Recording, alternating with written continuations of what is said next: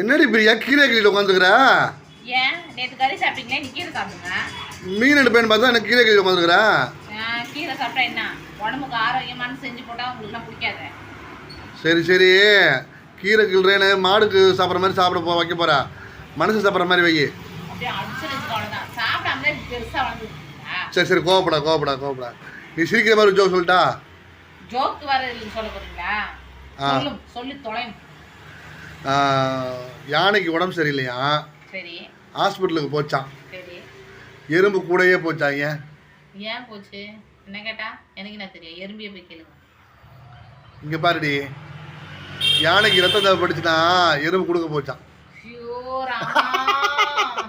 இது ஒரு ஜோக்குன்னு சொல்லிட்டு நீயே சிரிங்க. எப்படிங்க இதெல்லாம் உணர முடியுது?